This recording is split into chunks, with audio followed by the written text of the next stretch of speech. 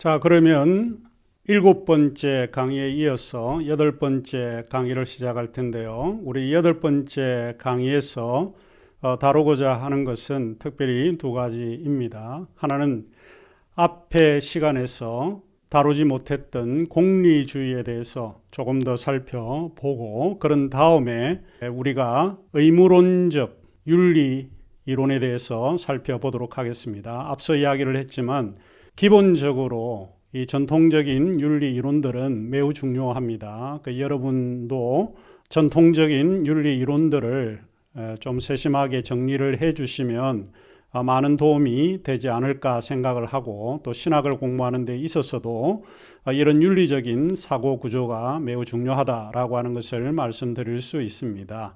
자, 그러면 우리가 이어서 강의를 계속하도록 하겠습니다.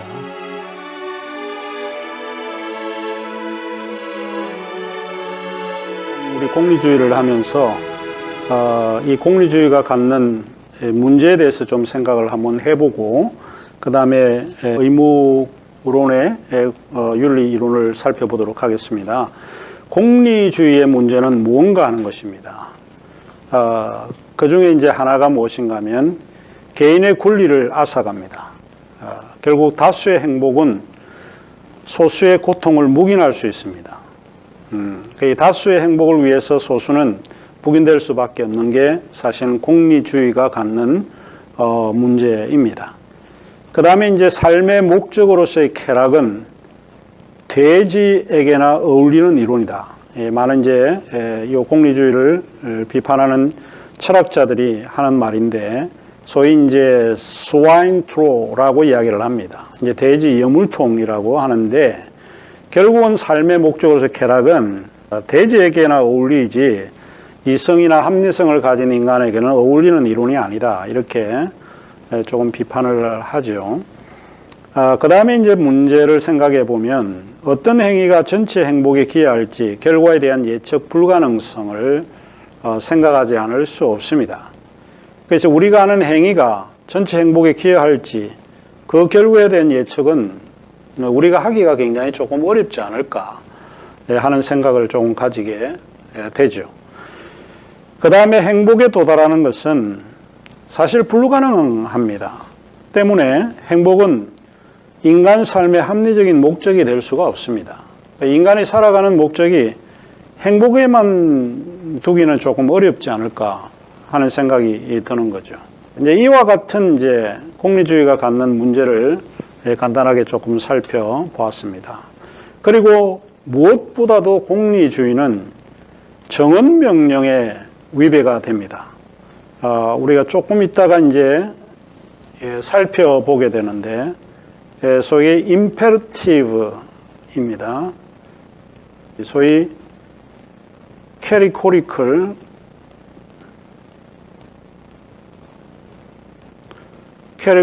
임페러티브인데, 이게 정언명령이라고 합니다. 그러니까 범주, 캐리고리는 이제 범주라고 그러는데, 정언명령입니다. 살인하지 말라, 사랑하라, 이웃을 내 몸같이 사랑하라. 이 명령이죠. 도덕적인 명령을 정언명, 이거는 반드시 해야 되는 겁니다. 오트니스죠. 반드시 해야 된다. 내가 기분이 때때로는 상하다. 오늘 기분이 우울하다. 그래서 나는 이 일은 하면 안 돼. 이런 생각이 아니고 이거는 반드시 해야 되는 겁니다. 사실 이제 이게 임마누엘 칸트의 명령의 두 가지 중에 하나인데, 모든 사람은 정언명령의 요구를 받고 있고, 또 뿐만 아니고 가한 명령도 하이퍼테리컬 임페러티브를 받는다는 거죠. 이 정언명령은 목적이에요.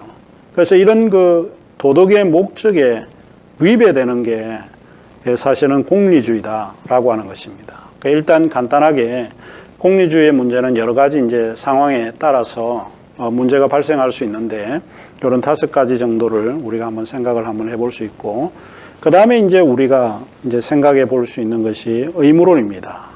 의무론. 디온탈로지라고 하는 이 의무론은 일단 임마누엘 칸트가 실천 이성 비판 2부 1장에서 이렇게 정의를 했습니다. 조금 어려운 용어이긴 하지만 사실 이 정의가 가장 널리 알려져 있는 용어입니다. 윤리 또는 도덕이란 사람이 사람답게 사는 이치, 또는 조금 늘려 말해 사람이 사회생활을 하는 데서 마땅히 행해야 할 도리라고 우선 규정할 수 있다. 이때 사회생활이란 동등한 사람들의 더불어 삶을 뜻하므로 똑같은 존엄성을 갖는 사람들이 함께 사는 곳에서의 인간에 대한 도리, 이 덜이라고 됐는데 죄송하고요. 도리가 윤리도덕이다. 그리고 이때 그 도리를 도리이게끔 해주는 것이 선이라 할 수 있으니 윤리의 도덕은 곧 선의 표현이다 라고 하는 겁니다. 일단은 임마누엘 칸트의 요 실천에 있은 비판을 먼저 받아들이는 게 좋을 것 같고요. 왼쪽에 보이는 분이 임마누엘 칸트입니다.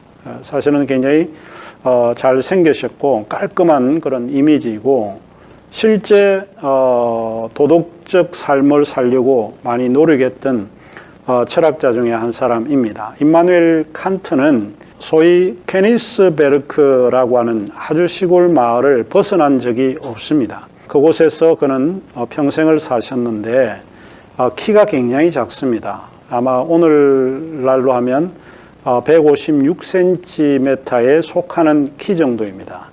평생 결혼을 하지 않았고 그가 다니는 산책을 하는 시간은 정해져 있어서 한 번도 틀린 일이 없이 다녔던 걸로 유명하기도 합니다. 물론 루소의 에밀을 읽다가 한번 시간을 놓친 적이 있고는 그 외에는 없다는 그런 이야기들이 있습니다. 그런데 이 임마누엘 칸트는 사실은 철학자 가운데서 굉장히 유명한 철학자인데 소위 독일과 영국의 그런 인식의 사상들을 종합했던 철학자 중에 하나입니다. 소위 합리론과 영국의 경험론을 종합을 하고 함께 조화를 이루었던 철학자 중에 한 사람입니다. 그는 자기 고장을 떠나고 유학을 해본 적도 없는데 그런 생각을 했던 아주 창의적이고 천재적인 그런 치성을 가졌던 것 같습니다. 이제 의무론은 무엇인가 하는 것입니다. 의무론은 인간의 도덕적 행위를 의무로 이해를 합니다. 그 도덕적 행위는 하나의 의무다라고 하는 것은 내가 도덕적인 행동을 해도 되고 안 해도 되는 것이 아니라 반드시 해야 된다라고 주장을 하는 거예요. 그게 의무이기 때문에 그러게 이제 의무론을 이해를 합니다. 아까 제가 사진 하나를 조금 그냥 뛰어넘었는데요. 아까 오른쪽에 다시 제가 조금 보여드리면 여기 오른쪽에 있는 분이 바로 윌리엄 로스입니다. 유명한 사상가이긴 하죠. 우리가 이제 요 의무론의 윤리를 볼 때 임마누엘 칸트와 윌리엄 로스가 가장 대표적인 사상가라고 하는 것을 기억하시면 좋을 것 같습니다. 의무론은 이 공리주의와는 굉장히 다릅니다. 의무론은 행복이나 쾌락을 윤리적이고 도덕적인 원리로 받아들이지 않는다고 보는 겁니다. 자, 재미나는 거죠. 그러니까 결국 윤리적인 도덕적인 원리가 행복과 쾌락은 아니다는 거예요. 윤리적인 도덕적인 원리라고 하는 것은 의무가 굉장히 중요하다 이렇게 보는 거죠. 의무론의 기본 전제는 기압과 연산의 존재가 사실인 것처럼 우주의 근본적인 본질이 도덕적 질서이고 이 우주에는 도덕적 행위자가 반드시 존재한다라고 보는 거예요. 로스가 한 말을 직접 인용한 말입니다. 그러니까 우리가 보통 구구단을 많이 외우죠. 이 수학에서 가장 기본이 구구단인데 우리는 구구단을 외우지 않아도 살아가는데 뭐 불편함이 없습니다. 그런데 재미나는 거는 이 숫자라고 하는 것은 보이는 것이 아니에요. 그럼에도 이 수가 이 우주에 존재한다는 겁니다. 이 도덕성이라고 하는 거 이 보이지는 않아요. 그러나 이 세계는 도덕성이 존재하고 있고 이 도덕적 질서를 우리에게 제공했던 도덕적 행위자가 반드시 존재한다. 이렇게 본 거예요, 로스가. 이게 이제 의무론적의 기본 전제입니다. 이 기독교 윤리학은 지금 우리가 일반 그 윤리 이론을 좀 배우고 있는데 기독교 윤리학은 상당히 칸트와 로스의 의무론과 매우 유사하다 라고 하는 것처럼 이렇게 느껴집니다. 기독교 윤리학은 성세 10계명과 산상순 같은 윤리적 명령을 요구하고 있기 때문에 아마 그러지 않을까 생각을 합니다. 자, 칸트는 실천 이성 비판에서 기독교에서 도덕은 율법 가운데 하나다는 거예요. 이 칸트가 바라볼 때 기독교는 이 도덕성이 굉장히 죽고 그게 율법이죠. 율법이 도덕이잖아요. 도덕적 규칙을 이야기하는 것이니까.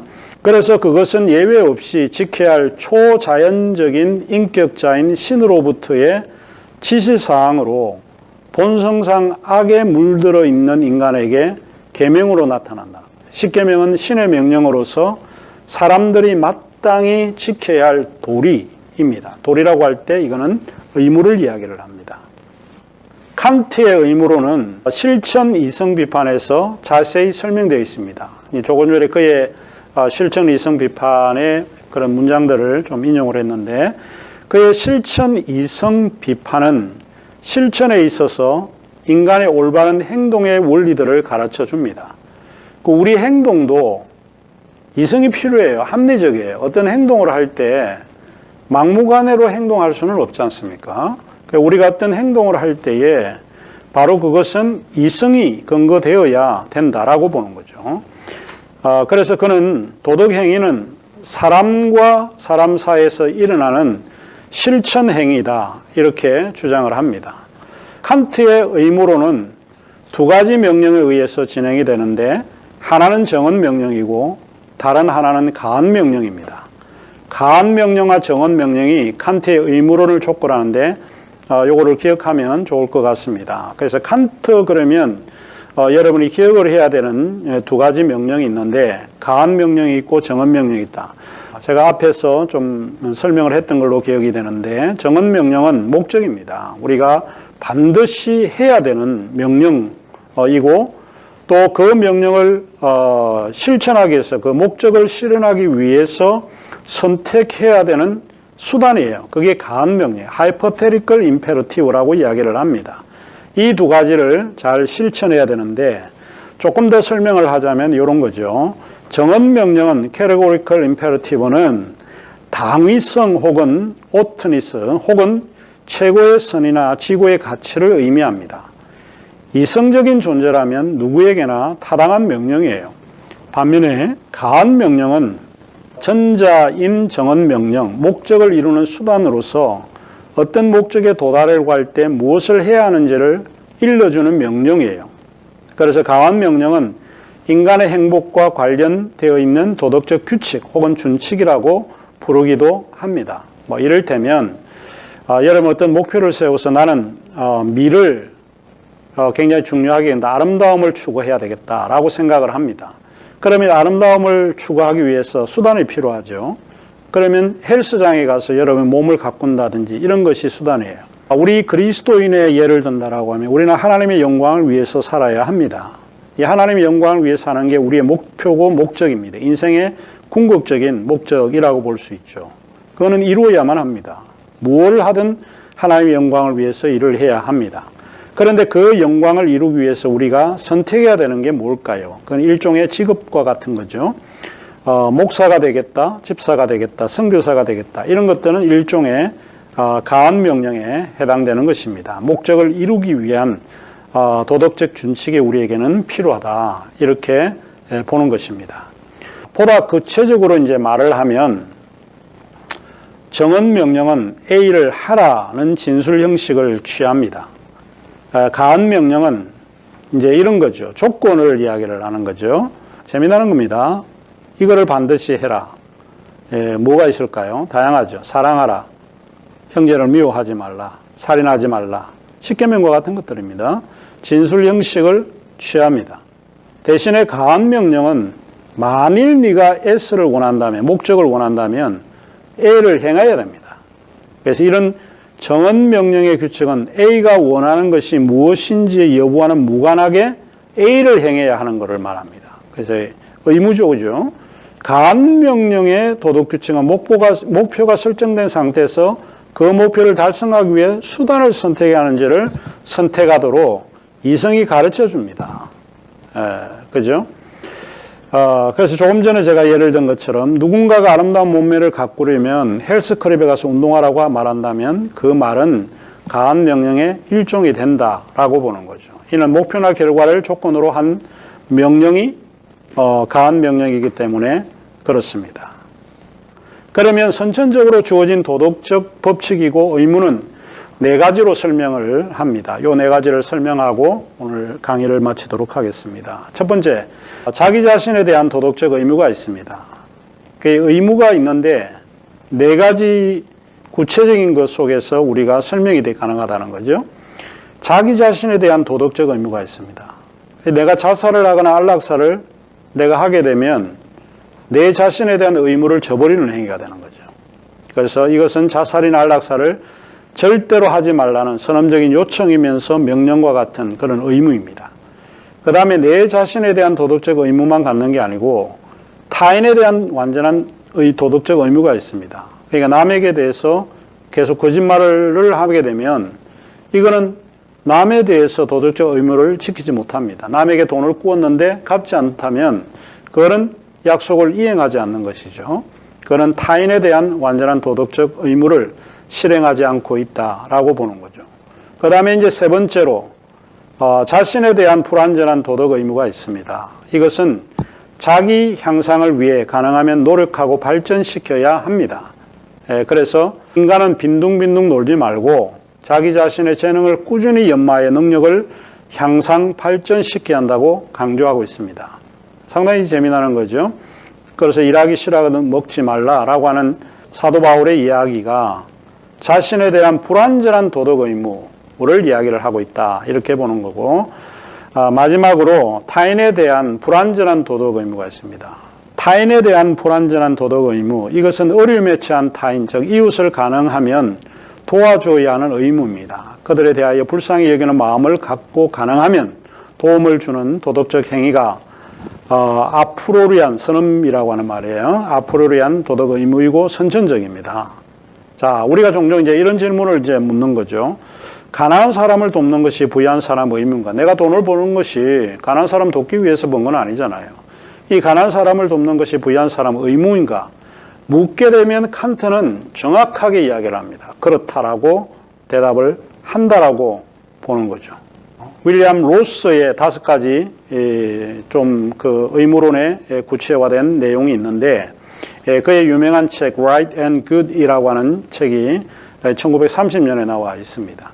공리주의를 결과주의라고 비판하고 칸트의 의무론을 추상적 혹은 지나친 단순하고 비판한 그런 윤리학자가 윌리엄 로스입니다. 그의 의무론은 또 칸트의 의무론과는 조금 다른 그런 의무입니다. 조금 구체화된 그런 의무론이라고 볼 수 있는데 그 중에 하나가 우리에게 충실해야 할 의무와 약속을 지킬 의무가 있다라고 보는 거죠. 그래서 우리에게 충실해야 될 의무와 약속을 지킬 의무. 그 다음에 배상의 의무와 이전의 잘못을 바로잡을 의무. 우리가 옛날에 잘못을 했는데 그거를 바로잡아야 되는데 안 하고 넘어가는 사람이 있는 거예요. 이제 그런 거에 대한 의무. 그 다음에 감사할 의무와 과거에 혜택받은 사람이 행해야 될 의무가 있습니다.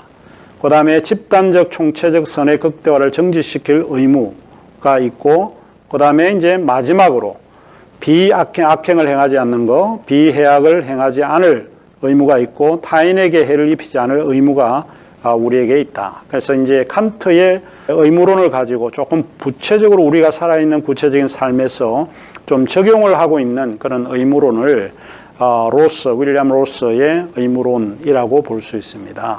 자, 그러면 기독교 윤리학 강의는 이것으로 마치도록 하겠습니다. 감사합니다.